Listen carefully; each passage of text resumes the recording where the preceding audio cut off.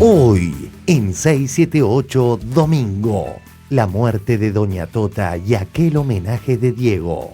Yo me di cuenta que mi vieja sufrió de dolor de estómago a los 13 años. Y fui boludo hasta los 13 años. Mi vieja nunca tuvo dolor de estómago. Siempre quiso que comiéramos nosotros. Era hambre. Claro. Siempre quiso que comiéramos nosotros. Y siempre, cada vez que llegaba la comida, decía, me duele el estómago. Mentira, no alcanzaba, Jorge. Fuerte. Claro que fuerte, pero por eso estoy orgulloso y la amo a mi vieja. Por una caricia, querida amiga, madre mía. Madre, hoy te recuerdo más que nunca y mi corazón te busca, madre. Crispación entre radicales. Les digo lo siguiente, yo reconozco y asumo la responsabilidad por el error, pero dejen hablar, muchachos, pero hay que analizar, identificar la naturaleza del error, en qué consistió el error. Si quieren seguir cantando, canten y después sigo, muchachos. Respeten al orador, les digo, muchachos, ya han escrito, ya han dicho muchas cosas. Les digo lo siguiente, ¿por qué hicimos ese acuerdo? ¿Por qué hicimos ese acuerdo en la provincia? ¿Saben por qué? Porque queríamos ganar las elecciones, porque no queríamos ser una fuerza testimonial. Se me deja hablar convencional. Vinimos y nos hicimos cargo. Perdón, tranquilo, muchachos. Tranquilo, muchachos. Bien, pará, que ya voy a hablar. Presidente. Señores, están protagonizando un espectáculo bochornoso. Las elecciones en España.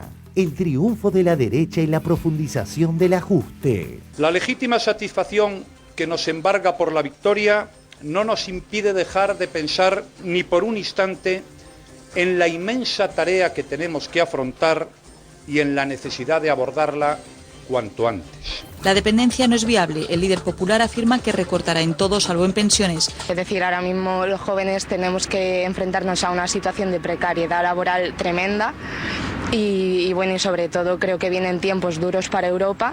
De más ajustes, de más recortes y que teniendo en cuenta la tendencia neoliberal del continente yo prefiero irme a otras partes. Violencia y represión en Egipto. Nos vamos a Egipto. Manifestantes y policías antidisturbios se enfrentaron este sábado en la Plaza Tahrir, en el Cairo, la capital, en choques que dejaron 2 muertos y más de 600 heridos. Los enfrentamientos comenzaron en la mañana cuando la policía entró a la Plaza Tahrir para dispersar una concentración que exigía la transferencia de poder del gobierno militar a uno civil. Bella canción a favor de los indignados neoyorquinos.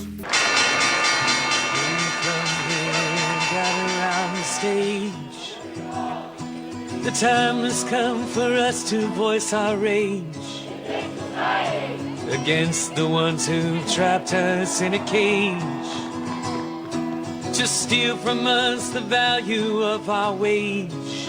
We'll occupy the streets, we'll occupy the courts, we'll occupy the offices of you till you do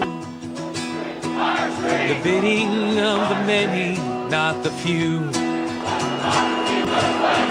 Bello recital de Silvio Rodríguez y el cambio de época. Siempre llega el erudito con sus herramientas de aflojar los odios y apretar amores. Ojalá que las olas no te toquen el cuerpo cuando caigan, para que no las puedas convertir en cristal. Ojalá que las lluvia deje de ser milagro y baja por tu cuerpo. Ojalá que la luna pueda salir sin ti. Nos visitan Amado Vudú, Carlos Raimundi y Sebastián Echemendi, quien ayer cayó en las garras de TBR. La danesa y Gloria, Mister Ed, la gran Moria, de Otaviano y la Sole, Echemendi y el Ole. Como decía un catalán, voy tratando de crecer y no de sentar cabeza. Vive de barrio, buen tropero en la partida, miembro más del circo desesperado, un punto en un planeta, un bicho que camina. Otro día de radiantes. Notis 1. Empleo. El sector de la construcción creó unos 50.000 nuevos puestos de trabajo en lo que va del año. 2. Roma a los pies de Gago. Allá va Boyan. Sacó bien Pjanic, le quedó a Gago, desenfunda Gago. ¡Gol!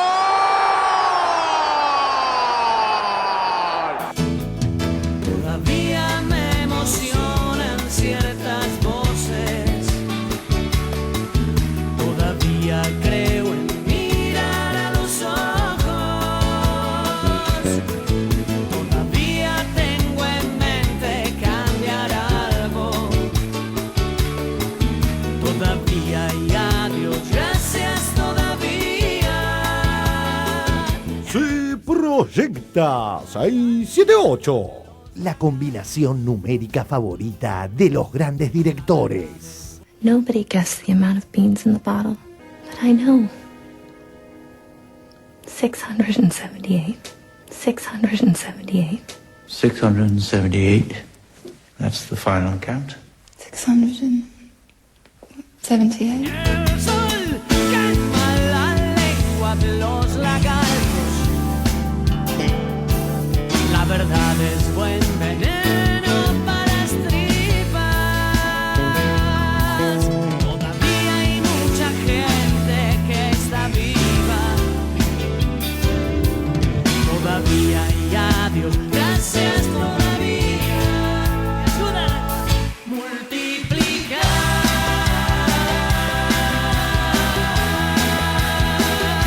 Es la tarea, es la tarea, es la tarea.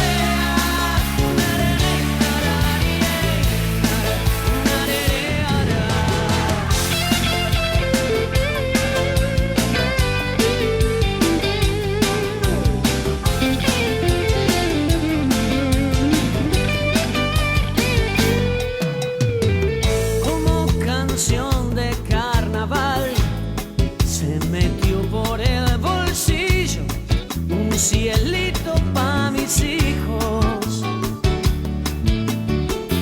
Un tiempo bueno y nuevo, pincelado de otras formas, tirando un poco más a los colores fuertes, donde el mar sale a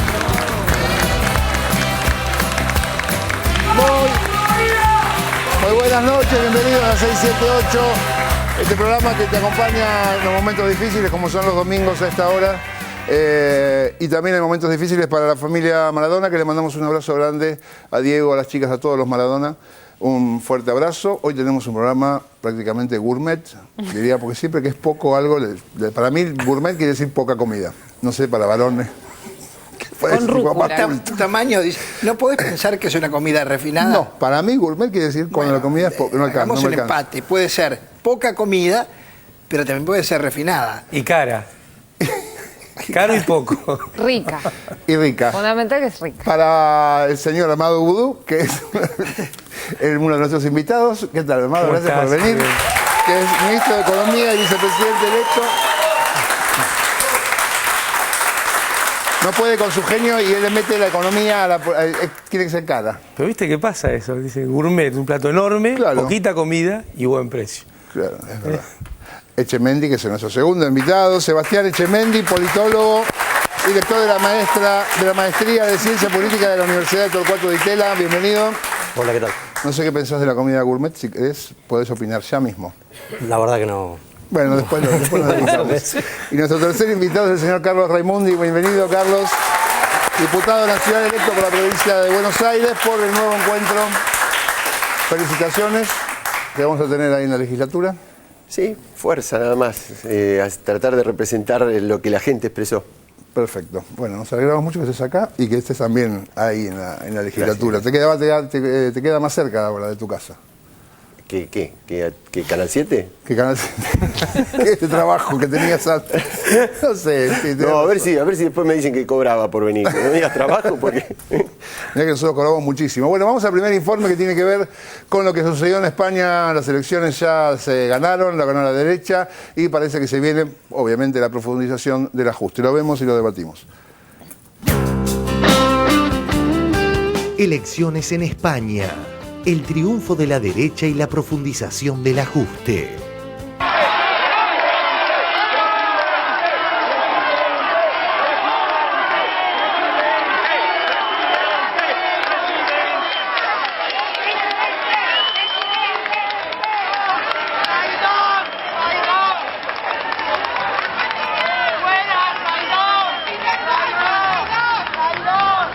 La legítima satisfacción que nos embarga por la victoria no nos impide dejar de pensar ni por un instante en la inmensa tarea que tenemos que afrontar y en la necesidad de abordarla cuanto antes. Para nadie es un secreto que vamos a gobernar en la más delicada coyuntura en que se haya encontrado España en los últimos 30 años. Pero desde esta hora quiero decirles a todos los españoles que en el compromiso que asumimos con ellos no solo vamos a darlo todo, sino que vamos a darlo con todos. La dependencia no es viable. El líder popular afirma que recortará en todo salvo en pensiones. Extracto de las respuestas del candidato del PP, Mariano Rajoy, en la amplia entrevista que hoy publica El País. Primero, austeridad, otras políticas.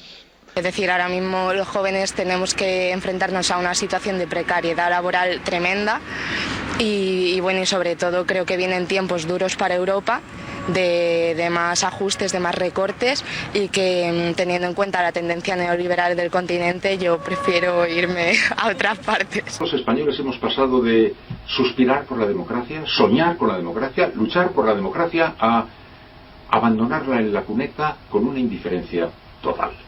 Es oficial, lo saben todos, los poderes financieros, los poderes del mercado, los poderes de esa economía virtual se han impuesto sobre los poderes de la soberanía popular.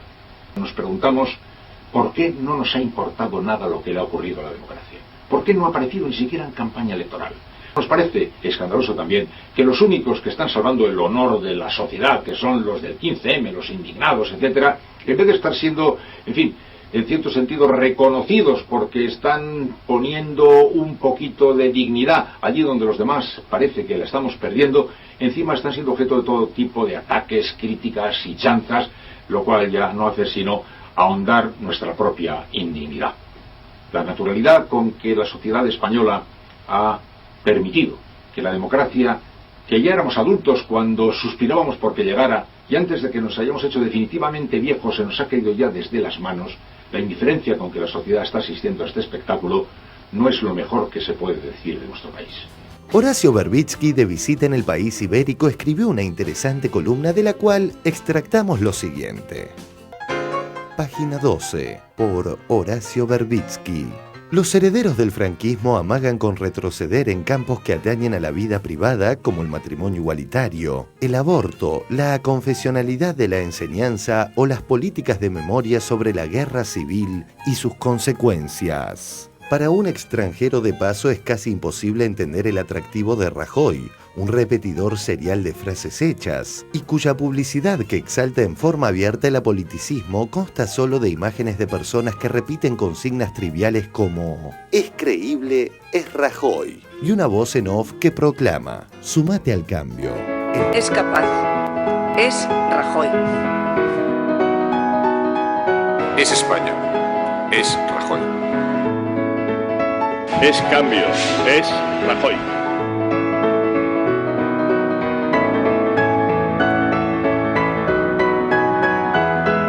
Es líder, es Rajoy.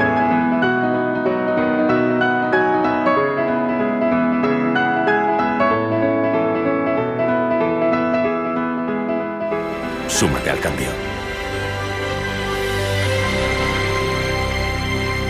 El mismo eslogan que usó en Chile Sebastián Piñera. Súmate, súmate, súmate, súmate. Quiero gritar viva el cambio, que Chile entero se sume cantando, porque la esperanza de un nuevo futuro está por nacer. Nacer, nacer, nacer. Quiero verte soñando, lleno de colores que hablan de cambio.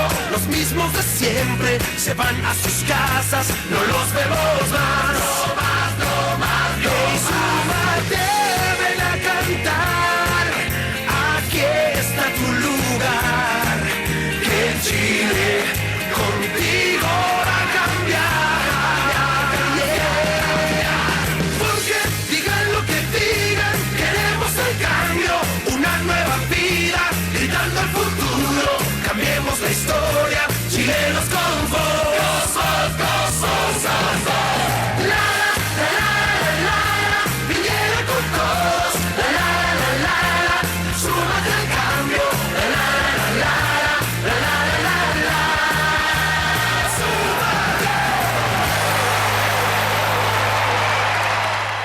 Partido Popular. Súmate al cambio. Otro ejemplo que va en sintonía con lo que acabamos de ver de Rajoy es el de este representante del Partido Popular en Mallorca. Twitter de Alan Funes. José Ramón Bauzá, político del Partido Popular de las Islas Baleares, que sabe lo que hay que hacer. Sabemos qué es lo que hay que hacer y lo vamos a hacer. Y por eso hacemos lo que hemos dicho que íbamos a hacer y por eso seguiremos haciendo aquello que nos toca hacer, a pesar de que alguno no se crea que vamos a hacer los que hemos dicho que íbamos a hacer. Sigamos con la columna de Horacio. La publicidad del Partido Socialista Español es más conceptual, pero por eso ha provocado tanto revuelo que un aviso fue retirado del aire. El electrocardiograma de un paciente se detenía y a su lado no había un médico sino un maniquí, algo demasiado fuerte para la hipocresía que tolera el ajuste, pero no que se muestren sus consecuencias.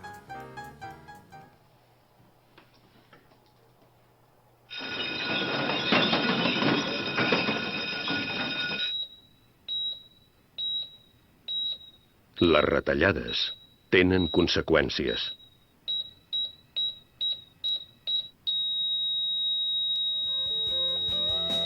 Pregunta final. El movimiento de indignados español que pedía un cambio de sistema, ¿profundizará sus protestas luego de estas elecciones que marcan el camino de más ajustes y privatizaciones?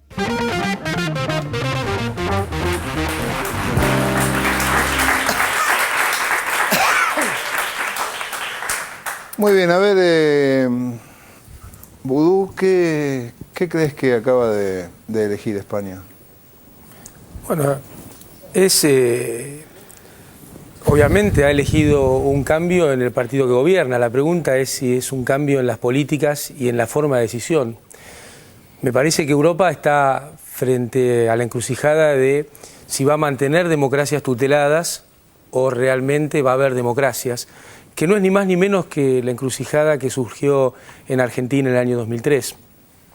Porque Europa se habla permanentemente de economía, pero en realidad es un tema político, que los países europeos estén sobreendeudados, el caso de Grecia con un 139% de deuda, Irlanda con un 102% de deuda, Islandia con un 108% de deuda e Italia con un 132% de deuda, no es ni más ni menos que la consecuencia de un modelo de democracia en el cual los gobiernos no vienen para hacer el mandato popular, sino que vienen para llevar adelante el programa, la agenda de los poderes concentrados, que era ni más ni menos que lo que pasaba en Argentina. Cuando Argentina en el año 2003 había llegado a tener el 170% de deuda sobre el Producto Bruto, respondía a un programa que parecía amigable a los mercados, que parecía racional, que se vendía como que eso era estar en el mundo.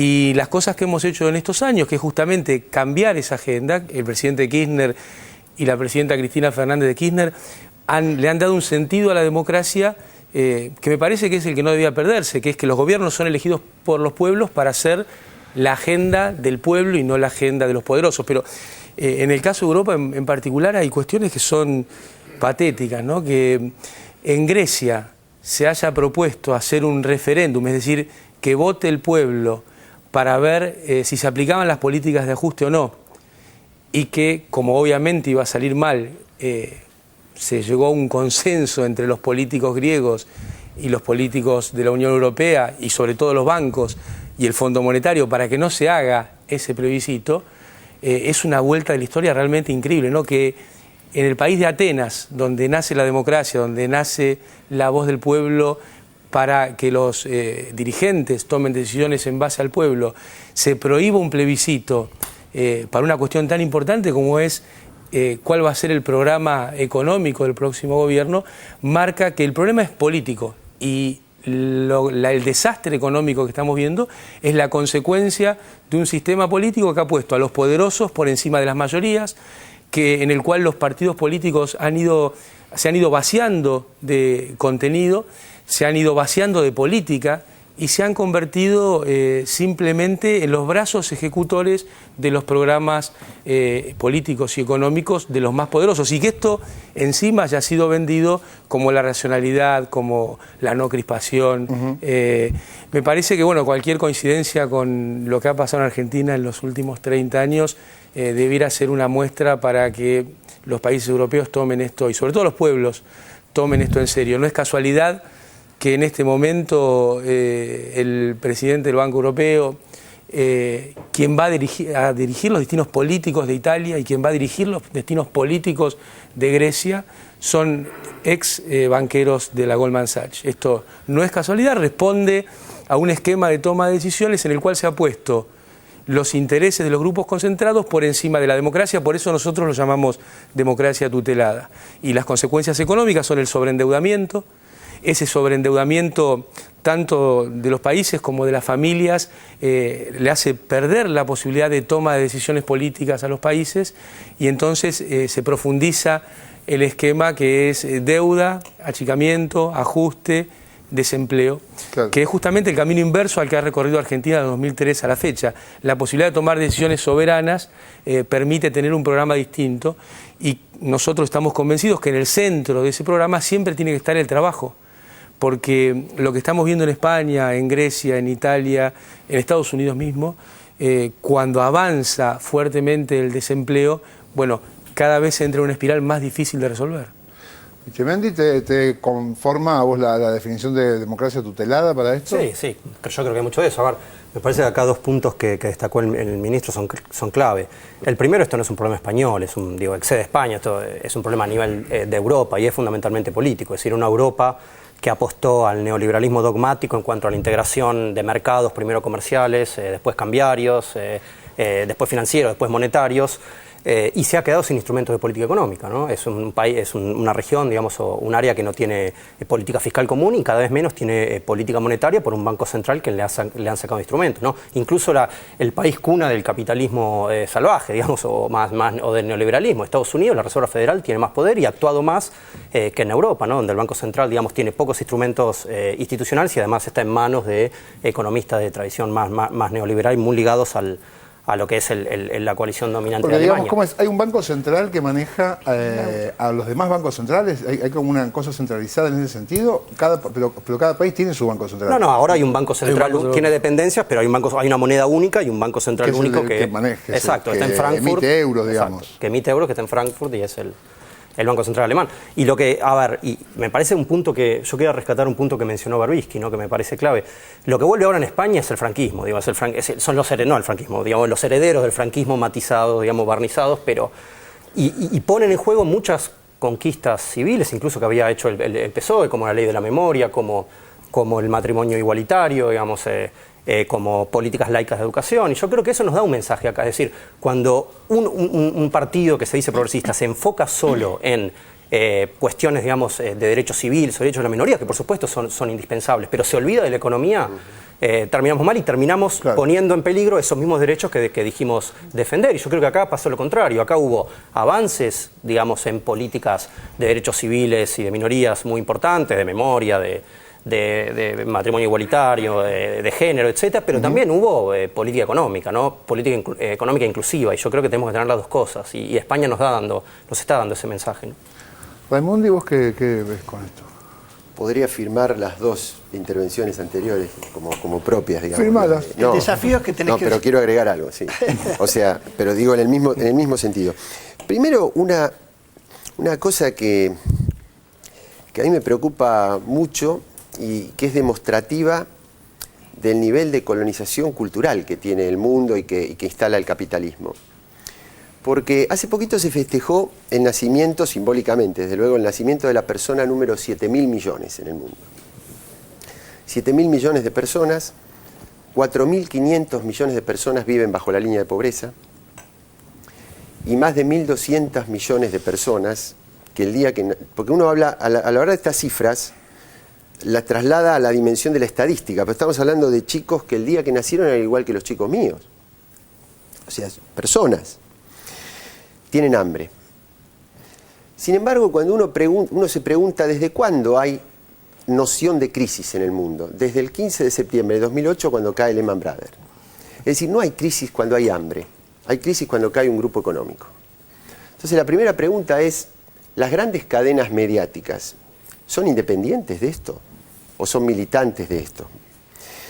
Primera cuestión. Segundo, recién ahí el informe decía en España ganó la derecha. Y en términos de política económica, el gobierno que estaba ahora y que teóricamente perdió, no se diferencia en nada de los problemas de ajuste. Ahora, el problema, por eso quiero reafirmar esto que decía Sebastián, cuando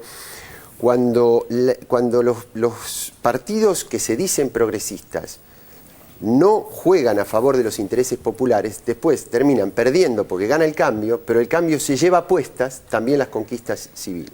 Lo último, el sistema español y los sistemas europeos en general son, en términos teóricos, son la envidia de los republicanistas cosméticos de la Argentina, porque la verdad tienen sistema parlamentario, tienen sistema de partidos, hay debates entre los candidatos, el Parlamento juega un rol. Ahora, resulta que cuando tienen que resolver, cuando todo ese sistema institucional tiene que mediar, en lugar de mediar a favor del pueblo que dicen representar y que es el que los vota, median a favor de los intereses económicos y corporativos.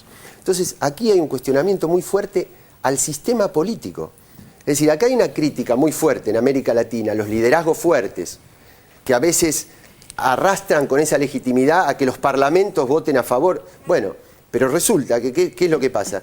Que hay decisiones políticas que están a favor de los intereses populares. Acá hay todo un sistema de mediación liberal, que es la envidia de los republicanistas de la Argentina, que cuando tiene que actuar, actúa en favor de los grupos y de los bancos y no del pueblo. ¿No, Davo? Bien, Raimundi. Un aplauso a Raimundi. No, la verdad que cuando uno ve lo que pasa en España, ¿no? Yo recordaba cuando fue electo Zapatero, que le había ganado a Rajoy, y que Rajoy era en su momento el candidato seguro, sucesor de Aznar, y fue el atentado de Atocha el que terminó desvirtuando en esa posibilidad de triunfo y de continuidad del PP. Ahora, lo terrible que muestra el derrotero del Partido Socialista Obrero Español, porque como todos también han expresado acá, en realidad lo que hicieron es aplicar recetas que las podría haber aplicado el PP y las va a seguir aplicando el PP ahora, pero se desnaturalizó como fuerza alternativa desde la política económica. Digamos, en los derechos civiles avanzó y fue coherente con esta política de, si se quiere, de laicidad de una sociedad española que era absolutamente marcada por una impronta regresiva, retrógrada, que había marcado el franquismo con la Iglesia como su pata moral que incentivaba todo esto. Pero en lo económico terminaron haciendo lo mismo peor. Y lo que a mí me llama la atención, sin ser analista política, me faltan herramientas para ver cómo puede llegar a evolucionar esto, pero es el peso de Alemania en todo esto. ¿Cómo es Alemania la que termina, digamos, digitando la soberanía de los otros estados integrantes de la Unión Europea? ¿En qué va a terminar el futuro de ese bloque? Digamos, porque evidentemente la posibilidad de armonizar estados soberanos se está viendo que no es tal en este momento. En este momento hay un Estado alemán que está rigiendo absolutamente los destinos de los otros estados de la Unión Europea. El regreso de Alemania. Alemania parte 2. Pero vamos a otro informe. Lo de la UCR fue un escándalo. Esto diría Pino Solano. Lo vemos. Los intentos de la OPO por rehilacharse. El escándalo en la UCR. Veamos un pequeño avance de lo acontecido el viernes en una reunión radical. Entre empujones e insultos terminó el primer día de la convención de la Unión Cívica Radical. El senador Gerardo Morales y Leopoldo Moró discutieron a gritos y debieron ser separados para evitar que se pelearan. No pactamos nunca más, dijo Leopoldo Moró, que fue uno de los principales dirigentes que en su discurso cargó contra el pacto electoral. Se me deja hablar convencional. Y nos hicimos cargo. Perdón, tranquilo muchachos. Bien, pará, que acabo de hablar. Presidente. Señores, están protagonizando un espectáculo bochornoso. En instantes veremos con más detalle lo que allí ocurrió, pero antes lo siguiente.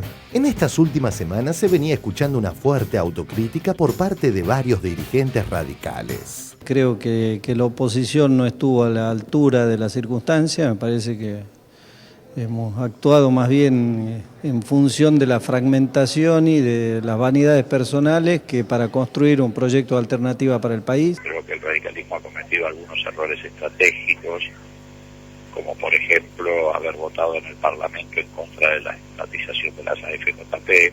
Creo que también fue un error del radicalismo oponerse a la ley de medios.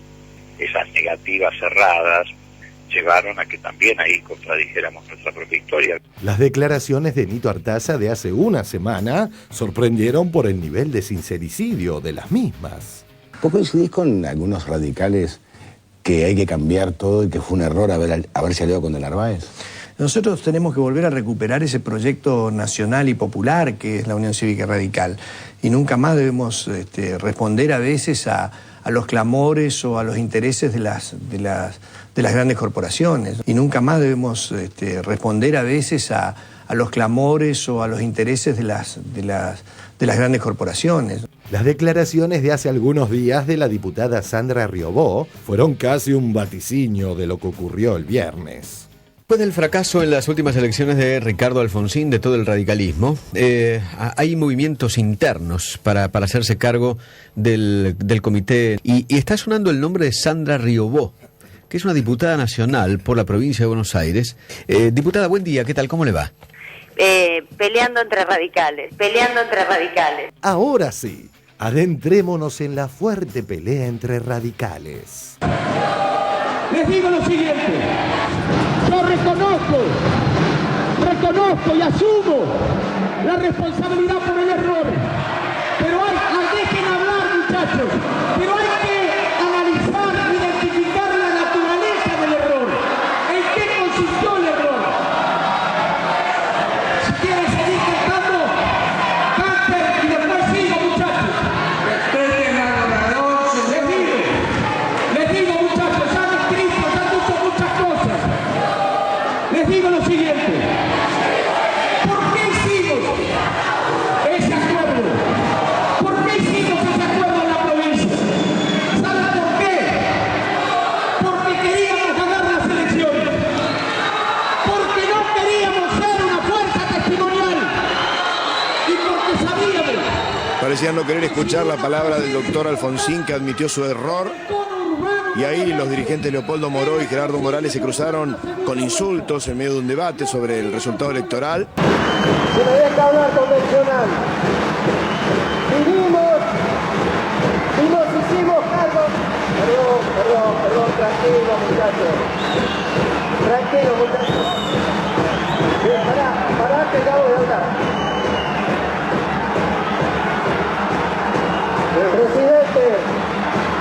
señores, están protagonizando un espectáculo bochornoso. Página 12, por Sebastián Abrevaya.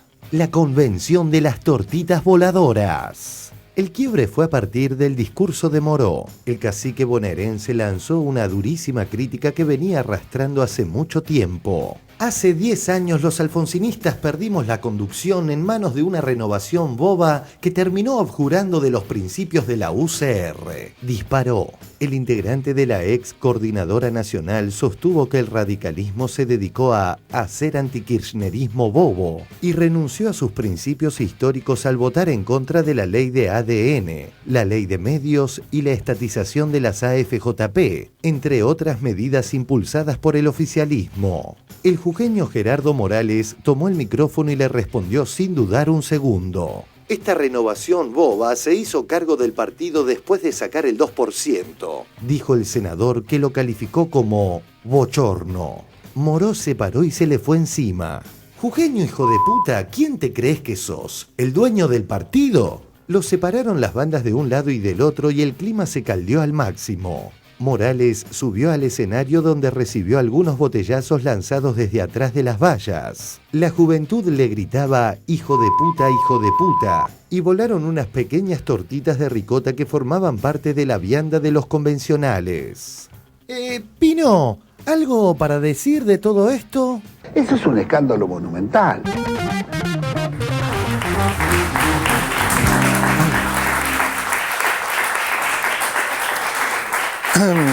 Y bueno, arranquemos con el politólogo.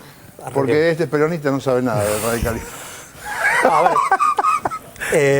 A mí, digo, lo del escándalo, me parece lo de menos, es frecuente en las convenciones partidarias. A ver, creo que si lo hubiera pasado en el kirchnerismo o en el peronismo hubieran puesto caos, ¿no? Esto hubiera sido una hermosa etapa. Hubiera sido etapa, de eso no tengo dudas, pero de todas maneras me parece que eso es lo menos importante.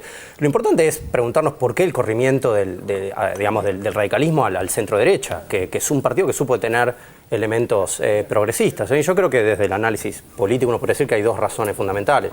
La primera es que los sectores que tenían elementos progresistas estaban más en Capital y Gran Buenos Aires, que es donde se desbarrancó el radicalismo, no existe más. Digo, Moró venía de la provincia de Buenos Aires y otra gente, ¿no? Pero el segundo y más importante me parece es que las políticas verdaderamente, digamos, como decía en ciencia política, no se le ocuparon el espacio, ¿no? Las políticas, lo que más se parece a las políticas verdaderamente socialdemócratas en Argentina, bueno, las hizo el kirchnerismo, ¿no? Expansión de la demanda, alianza con los sindicatos, políticas, digamos, progresistas, desarrollo reproductivo, etcétera. Y me parece que eso lo dejó sin alternativa política. Yo creo que esas dos razones, ¿no? La caída de los elementos urbanos, uno podría decir, y que el partido pasa a ser dominado por los elementos del interior, ¿no? De Córdoba, de Mendoza, que siempre fueron los elementos más conservadores del radicalismo, ¿no? Eso le pasó a periodistas, a intelectuales, lo mismo, ¿no? Como que se perdieron ese espacio, pero no sé qué otra alternativa, porque todo el mundo, todos, o por lo menos muchísimos, viran a la derecha, escapan por la derecha. No sé qué otra alternativa podría haber habido, no sé, Raimundo, si se te ocurre. ¿A vos por eso te ocurrió algo? No, yo la verdad que no quiero yo meterme en la crisis de otra fuerza política. Lo que sí se me ocurre es que a veces para respetar valores históricos y para quedarse en principios históricos que uno ha sostenido siempre, a veces se tiene que ir de algunas cáscaras vacías. Que hay instituciones a los cuales le queda solamente el esqueleto, pero se les perdió el alma. Y entonces el alma hay que buscarla donde está, y hay que ir, y hay que formar parte, y hay que hacer crecer aquellas fuerzas políticas, aquellos nuevos sujetos políticos que van hacia donde uno creyó que había que ir toda la vida. Y después sí, lo que me preocupa es que esto pasa a poquitos días de las elecciones. Yo hago la fantasía en este sentido. Imaginemos que esta fuerza política sea la encargada de sostener un gobierno. Sí. ¿Qué hubiera pasado en la Argentina? Y sobre todo cuando uno de los lemas era el diálogo, el consenso, pongámonos de acuerdo, escuchemos, sepamos escuchar. Digo, hay mucha hipocresía también, pero lo digo más como concepto, no es que quiera sacar ventaja de esa crisis que me parece penosa. Digo, veamos bien dónde están las cosas serias y dónde están las macanas y la hipocresía, ¿no? Nosotros teníamos, una lástima que no lo pasaron, a Ricardo, a Raúl Alfonsín, el padre, en algún momento diciendo, bueno, si el Partido Radical, antes de que se convierta en un partido de derecha, el Partido Radical tiene que estar dispuesto a perder una elección. Como antes de perder la identidad. Que esa es la clave, elección, ¿no? Cuando Alfonsín en la misma convención dice que lo que queríamos era ganar las elecciones y por eso justifica la alianza con de Narváez, parece que ahí está demostrando el ganar con lo que sea, evidentemente en una lectura absolutamente errónea de lo que podía ser la posibilidad de crecimiento del radicalismo aliándose con un sector evidentemente de derecha como de Narváez. Pero ese concepto de ganar a cualquier costo es ganar y después ¿qué haces? Porque evidentemente toda esta discusión no estaba saldada dentro del partido. Imaginemos lo que dice Raimundo y bueno, imaginemos ganando. ¿Cómo haces? ¿Puedo agregar una cosita muy chiquita? Porque en mis orígenes, yo participé de ese partido, yo fui dirigente juvenil, fui legislador por el Partido Radical. ¿Qué sosteníamos? Sosteníamos más Estado, sosteníamos más mercado interno, sosteníamos más independencia de los organismos financieros. Eso es lo que escribía yo de puño y letra cuando era chico. Y además sosteníamos que solamente eso se podía hacer si había una fuerza social que aglutinara lo mejor de los movimientos populares y nacionales en la Argentina. Es decir, la unidad nacional para poder luchar contra los intereses corporativos. Cuando vos abandonás eso, cuando abandonás esa línea, ese criterio central que es el que guía tu derrotero político, lo abandonás en función de tratar de tener un espacio a cualquier costo, porque como lo está haciendo otro, y vos no tenés la grandeza de decir, si lo está haciendo otro, yo me tengo que sumar a eso y sumar fuerza para profundizarlo más, y decís, no, me tengo que oponer, porque como lo hace otro, yo tengo que distinguirme, ahí caes en la hipocresía, y ahí te dejan de creer, porque vos mismo estás faltando a tu esencia, a tu sustancia, a lo que sostuviste toda la vida. Ministro, yo... Sí. Sí. ¿No puedo opinar de esto? Podés opinar, por supuesto. Pero yo le quería preguntar una cosa. Pero varias cosas, porque me parece que más allá del hecho puntual y concreto, desentraña un poco cosas que están pasando en la política argentina. Primero, me parece lo que señalaban respecto a esta visión de Alfonsín, ¿no? Bueno, si quiero ganar, hago cualquier cosa y me junto con cualquiera. Esto ya pasó, fue lo de la Rúa también. Entonces no es una novedad. Y estamos viendo una repetición. Lo que pasa es que, bueno, el pueblo argentino no le dio margen político a una opción electoral de este sentido. Y en ese sentido creo que es muy bueno lo que ha pasado y que no haya tenido el acompañamiento, estas mezcolanzas que cuando les toca gobernar, como señalaba, después, bueno, está la tensión interna que no saben para dónde van. Y hay otro elemento que es muy importante, este famoso elemento de las autocríticas, ¿no? Donde aparecen algunos personajes como Morales, como otros que te dicen estamos en autocrítica y no sabes cuál es. Es muy distinto el planteo de Moró, que el tipo concretamente dice, bueno, nosotros tendríamos que haber votado tales cosas y no lo hicimos. Entonces ahí está dando un sentido profundo a la autocrítica del por qué tiene sentido hacer una autocrítica y en otros casos es simplemente cosmética para seguir manejando el partido, como me parece a mí que es el caso de Morales. Y el tercer elemento, volviendo al principio de lo que señalábamos hoy, nuevamente volver al concepto de democracia tutelada. Estas personas que emergen como líderes políticos, como puede ser el caso de Sanz, por ejemplo, o el caso de la diputada de la UCR, que ahora no me va a salir el apellido, Giudice, que más que dirigentes de un partido son voceros del diario Clarín, por ejemplo, en un momento, o del establishment financiero, y eso también va en el sentido de lo que señalaba Carlos, de cuando la cáscara empieza a perder la esencia, ese tema de que, bueno, para hacer política hay que salir en la tapa de Clarín bien, entonces terminan diciendo cualquier cosa totalmente en contra de el programa que el partido presentaba o que lo que la gente pretende. Y esto fue clarito en el gobierno de la Rúa, cuando con todo el apoyo de Clarín se llega al gobierno y los ministros que ponen son los voceros del establishment, ministros y otros funcionarios.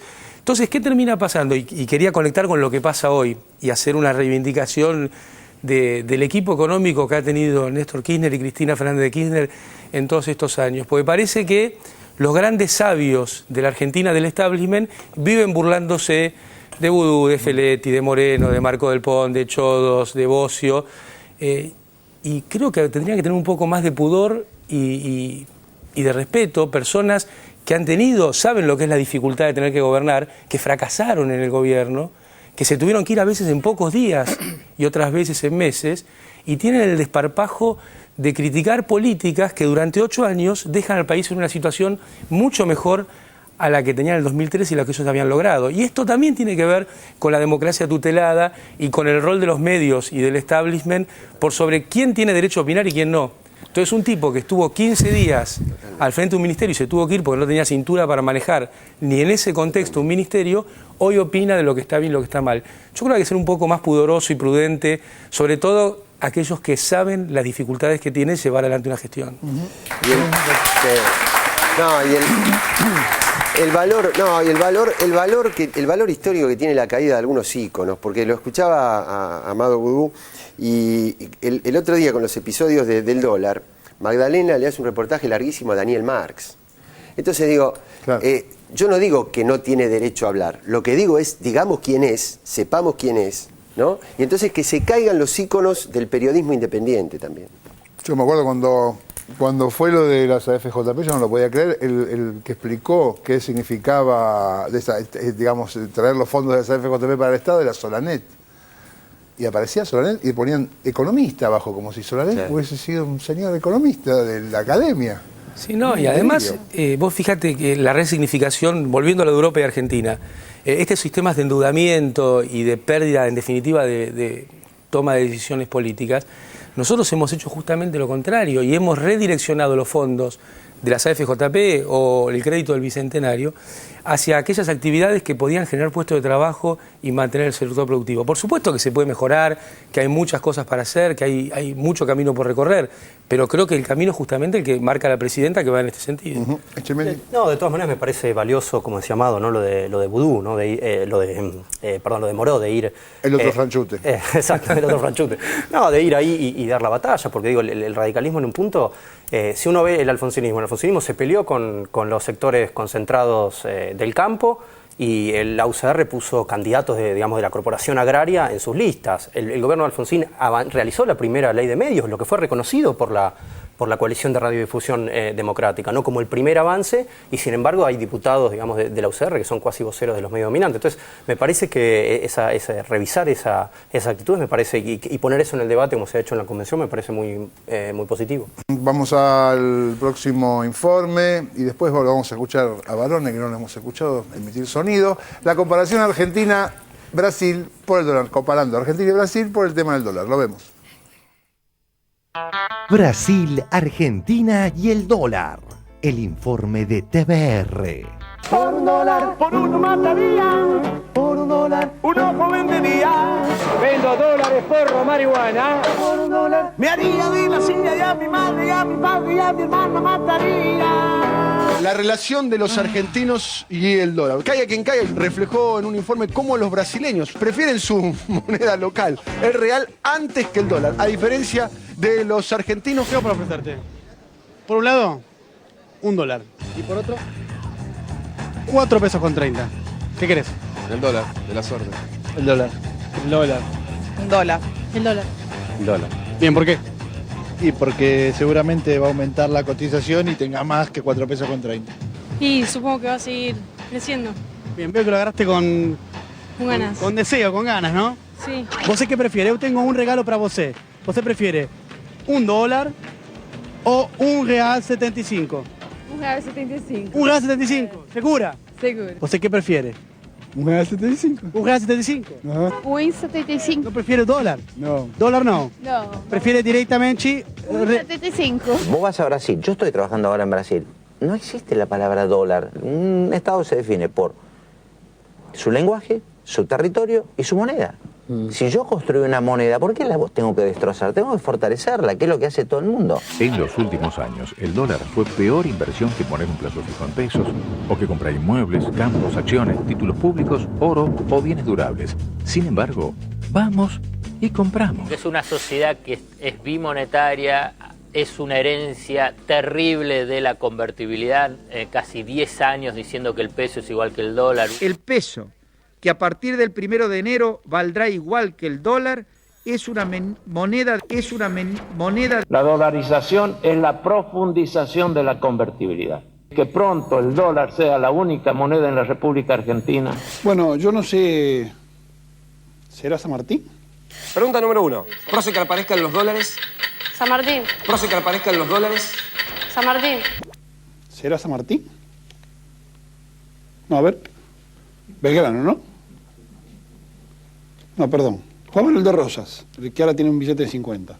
Fue presidente de la Argentina. Piensa que la soberanía nacional es el dólar. Perdóneme, pueblo argentino, porque yo hice la campaña con mucha fe en el 89 para que Menem fuera presidente. ¡Qué mamarracho! Los tengo muertos. Cuidadito con trabajar, ¿eh? Los quiero a todos pendientes de mí. Que si subo, que si bajo. A ver, todavía se avivan que en este país está todo por hacerse. Lo que me pone verde es que Menem va a ganar. No me van a dar más bola. Que pronto el dólar sea la única moneda en la República Argentina. Menem va a ganar. No me van a dar más bola. Es una herencia terrible de la convertibilidad. Vos vas a Brasil y nadie te dice para comprar una propiedad o cualquier cosa en dólares. Si no, te lo ponen en reales. ¿Cuánto está el departamento? $150.000. Perfecto. ¿Te lo puedo pagar en pesos?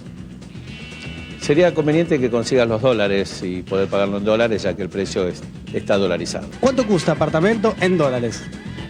Na verdade, em reais, né?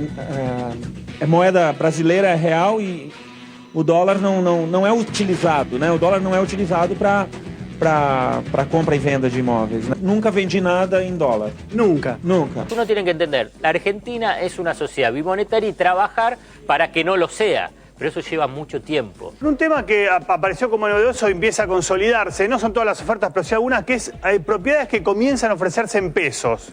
Uno hace 2 semanas o 3 quizás no podría pensarlo, pero algunas propiedades comienzan a ofrecerse en pesos. No son todas y no siempre es el valor el 100% de la propiedad, como en este caso el de las cocheras en Puerto Madero, pero despacito empieza a consolidarse esa oferta. Yo apuesto al peso. Apuesta al Yo quiero a mi país. Ah, bueno. Un demagogo total usted. Yo apuesto al peso, quiero a mi país. Cocodrilo verde, carcajada mulata, canción de serenata, embrujo de maraca y bongo. Mi cocodrilo verde, en tu palmar se pierde la clásica leyenda de Yemayá y Changó. Del dólar se habla, si uno prende la televisión, se comienza a hablar desde las 6 de la mañana hasta las 6 del otro día, sobre todo el Grupo Clarín, con el dólar y análisis, que el caos, generándote una situación, entonces nos hacen hablar a todos. Hoy en A Dos Voces, los dos temas que son pasión de los argentinos, el dólar, la compra de dólar y el fútbol. Controla el dólar. Conseguir dólares sigue siendo una odisea. La situación del dólar con este control. Entonces nos hacen hablar a todos. Pero ¿cuántos de los todos estamos dolarizados? Compramos dólares, estamos pensando en la situación del dólar todos los días. Según datos del Banco Central, hasta septiembre de este año, solo el 11% de los argentinos compró dólares. Pero ¿cuántos de los todos estamos pensando en la situación del dólar todos los días? Si no es que lo tratan de instalar. Esto es como la nafta. Si viene un fin de semana largo y vos le decís a la gente que no va a haber combustible, lo más normal es que todo el mundo vaya a llenar el tanque. Entonces hay que actuar con responsabilidad. Se empieza a generar en un mercado muy sensible, en una variable muy sensible, que es el dólar, el miedo, el show del miedo. El gobierno no los quiere entregar, los ahorristas los quieren tener, el dólar encadenado. Esta idea de tirarle los perros a la gente, la AFIP investigando a todo el mundo. El gobierno hoy salió con inspectores para intimidar, para perseguir. ¿Qué piensan de los ahorristas? Que son malas personas. Ellos buscan el bien de ellos y de su familia y tratan de protegerse contra un Estado que los quiere apretar. El miedo, el show del miedo, donde tenés a los grandes medios, tenés los economistas de la City y después muchos periodistas de derecha, de izquierda, de arriba, de abajo y que lo repiten. Reconocer que aquellos que estamos diciendo estas cosas queremos que al gobierno le vaya bien. No queremos que le vaya mal. Queremos que la Argentina le vaya mal, bien, y por lo tanto al gobierno también le vaya bien. La mayoría de la sociedad sabe de qué se trata. No es como antes que nos llevaban a través de los medios, por suerte, hemos madurado. Mi cocodrilo verde son tus mares de espuma, tu majestuosa luna y tu sol tropical. Mi cocodrilo verde,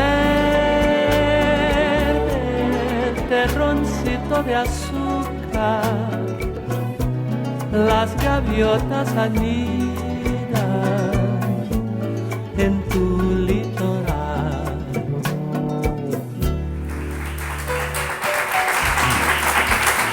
Bueno, a ver, ministro, ¿cómo anda tu cocodrilo verde? Yo pensaba también si en estos casos cuando uno habla del mercado parece una cosa, un monstruo que nadie sabe quién lo maneja o una cosa que está en las sombras, pero en estos casos el mercado también lo hacemos nosotros, la sociedad, ¿no? Esto de las demandas y las locuras y las taras. Sí, pero con grandes influencias de los medios. En este caso, La Nación, el diario La Nación, compró un rol a la par del diario Clarín, coordinando las tapas, incluso fines de semana, con este tema, tratando de generar una situación que realmente no existía, diciendo que iba a haber medidas que en ningún momento hubo, porque yo lamento bastante algunos dichos de Grondona, ¿no? Como si alguien fue apretado fue el gobierno de Cristina Fernández de Kirchner, desde 2007 ahora. Él habla que el gobierno quiere apretar, el gobierno, si hay gobiernos que no han apretado a nadie son desde el 2003 a la fecha, Néstor Kirchner y Cristina Fernández de Kirchner. Y sí han sido apretados por las corporaciones mediáticas y económicas, e incluso yo recuerdo, él dice que no le quiere que le vaya mal al gobierno, él brindó en su programa en público con Biolcati porque se caía el gobierno de Cristina. No es que lo soñamos o lo imaginamos, fue Mariano Grondona, el señor Biolcati, en cámara, frente al público, brindando porque se caía un gobierno democrático. Cosa que también está bueno que cada uno piense lo que quiera, pero que lo haga con responsabilidad y que no presente este tipo de cosas y después diga yo quiero que le vaya bien. Es mentira, no quiere que le vaya bien, quiere que le vaya mal. Y queda claro en cada una de sus columnas de los días domingos y en cada uno de sus programas. Pero ahora con respecto a... Perdona, ahora Aizayat proponía como una especie de, bueno, desde el gobierno debería haber una especie de pedagogía para desdolarizar nuestras cabezas.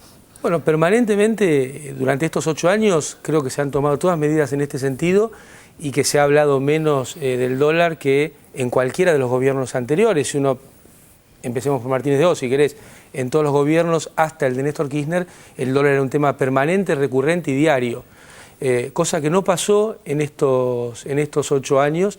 Y además, lo único que se tomó era una medida de toda lógica que nadie racional estuvo en contra, que es que hubiera que explicar de dónde salen los fondos para que alguien compre dólares. No es ni más ni menos que es una cuestión que ya en su momento habíamos empezado a estudiar, la habíamos presentado inclusive, y es de toda lógica en cualquier lugar del mundo. Es como quien va a comprar un auto, también tiene que decir de dónde saca los fondos para comprar el auto. Así que hablar de control, de apriete, la verdad que fue un intento muy duro de buscar sensibilizar por demás al pueblo argentino. Fue trabajar sobre un segmento pequeño de la población, porque esa es la otra mentira. Dicen, la votaron a la presidenta, pero ahora la gente compra dólares. Bueno, el punto es que la votaron 12 millones y los que compran dólares no pasan de 500, 600 mil, las personas físicas. Entonces, pasa que la votó tanta gente que adentro hay de todo. No, pero son todos, mira, dichos, como se hablaba al principio con lo de Rajoy, ¿no? Esas frases hechas que en realidad cuando uno las piensa un segundo son realmente barbaridades y están intencionadas a que haya un sector dominante que lleve la agenda al conjunto de la población. Pero bueno, tenemos una presidenta que tiene una agenda muy clara, que tiene un equipo para llevarla adelante y que tiene la fortaleza y la convicción para seguir haciéndolo. Barone, Raimundi, algún otro italiano. Un resumen de lo que oí. Había una palabra que era colonizado, refiriéndose al colonizaje mediático, cuando pasamos el informe sobre Europa, que Carlos dijo, y pensé que hay un colonizaje de la dolarización en los argentinos. Y recordé algo, que bueno, que está en la historia. Perón, hace 60 años, es decir, en el siglo pasado y largamente, en la Plaza de Mayo, cuando desde algunos sectores oligárquicos insistían en que había inflación y que el dólar estaba aumentando, les preguntó a la muchedumbre, ¿alguno de ustedes vio alguna vez un dólar? Y la muchedumbre se rió. Hoy, si Vudú quisiera hacer eso mismo desde el balcón, la muchedumbre no se reiría. Esta es la diferencia de 60 años. Por lo cual hay que ganar la batalla todavía, tal cual la pregunta que te hizo Barragán. La batalla está dada, pero hay que ganarla culturalmente. Desde muchas maneras, yo desconozco los...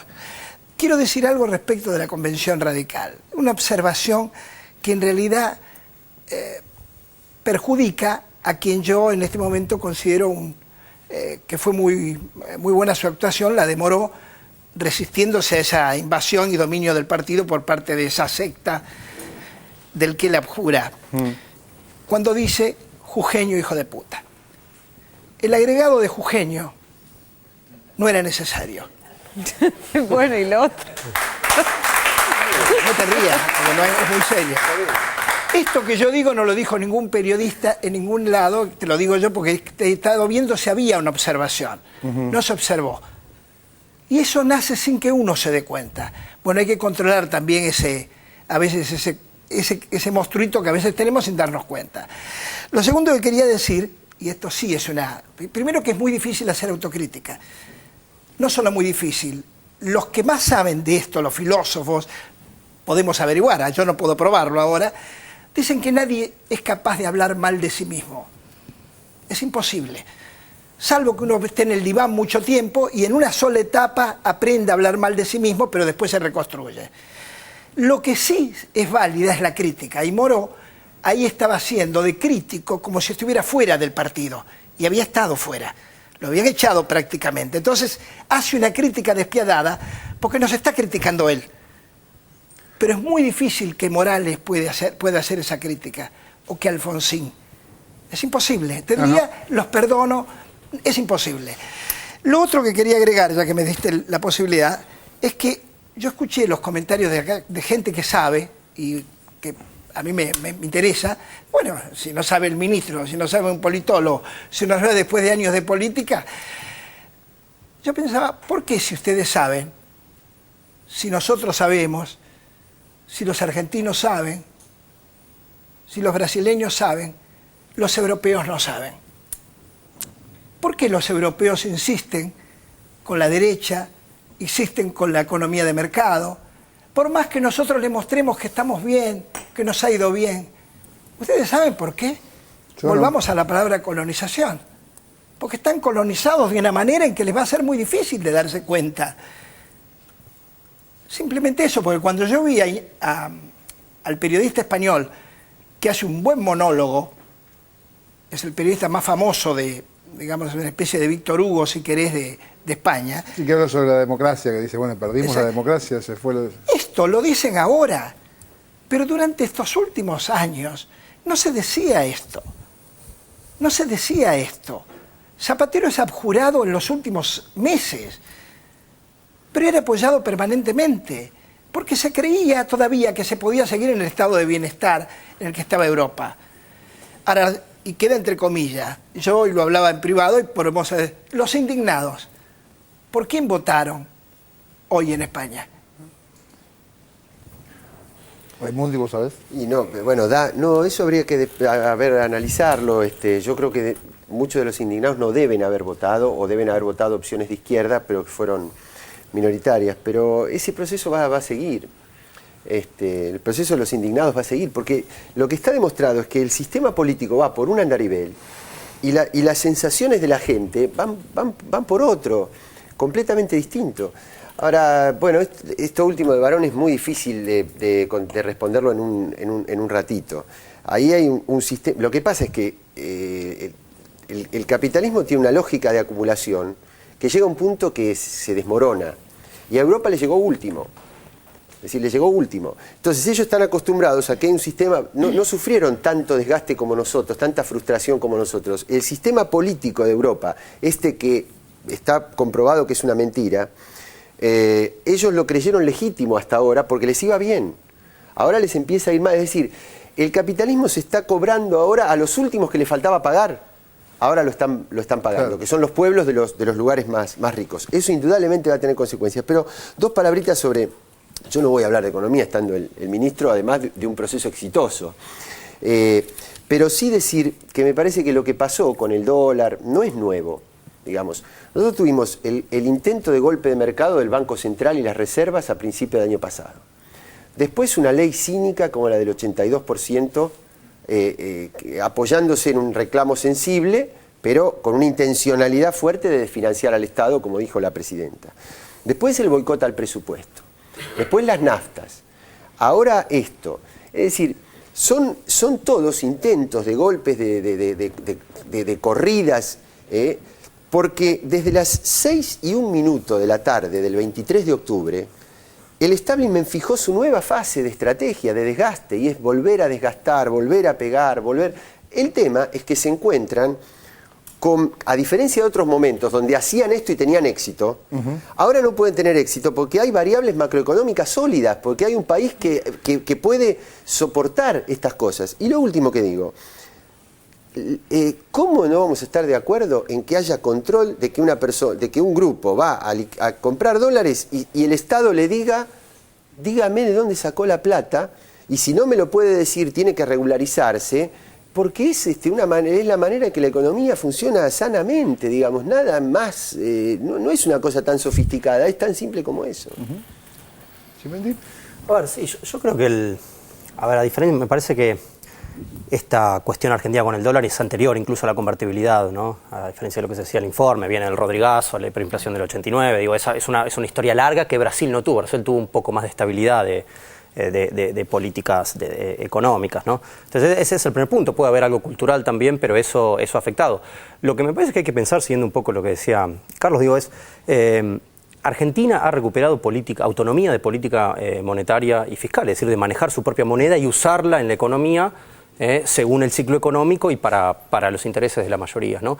Y eso es algo muy valioso y va a llevar mucho tiempo, ¿no?, de consolidar digamos, o mucho, mediano, digamos, ¿no? Pero eso no se cambia un día para el otro, ¿no? Y por supuesto el concepto de dólar está, digamos, sesgado por clase, ¿no? Esta idea, digamos, de que compran y que ponen los medios, ¿no? Si los sectores populares menos privilegiados no compran dólares todo el tiempo, digamos, familias humildes que viven más al día. Por supuesto es una preocupación de cierta... No estoy diciendo que todos los que compren dólares sean oligarcas, digo, no estoy diciendo el maniqueísmo contrario, pero es obvio que es una preocupación que ponen los medios, que lee la clase media para la clase media o media alta, ¿no?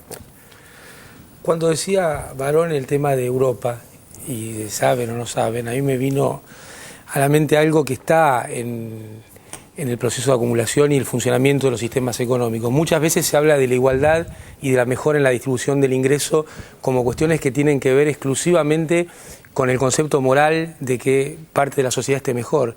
Yo creo que además de eso, que es muy importante, también tienen que ver con la eficiencia económica. Cuando mejora la distribución del ingreso, puede haber más mercado de consumo interno, puede haber más fluidez en las transacciones de bienes y servicios y menos valorización financiera porque los excedentes promedio del conjunto de la sociedad son menores. Entonces, la igualdad y la mejora en la distribución del ingreso me parece que van a ser las claves para salir de las crisis como de la europea en lo que viene. Y justamente ellos están siguiendo las políticas contrarias. Cuando vos ves que sientan en los lugares de poder a personas que van a hacer una especie de sindicatura de quiebra del país para ver cómo rescatan a los bancos, como fue el proceso griego, claro, donde lo que hicieron fue convertir deuda comercial en deuda con los organismos multilaterales y entonces nunca la van a poder renegociar. Lo que uno está viendo es que van en el sentido contrario y me parece que esta ha sido una de las claves de la Argentina, tener presidentes, presidenta, que han interpretado que la igualdad y la mejora en la distribución del ingreso son importantes no solo en términos morales, sino también en términos de la eficiencia económica y de cuál es el proceso de acumulación de las sociedades. Interesante. Vamos a un corte y ya volvemos con más 678.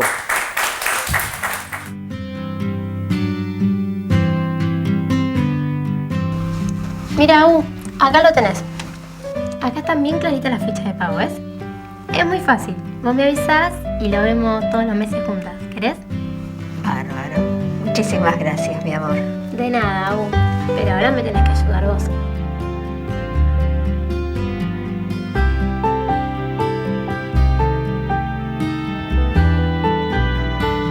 Estás hermosa. Te quiero. Ingresa en www.anses.gov.ar y averigua en un solo clic la fecha en la que cobran tus abuelos. Ayuda a tus abuelos. Dedicales un clic por mes. Ellos te dedican toda su vida.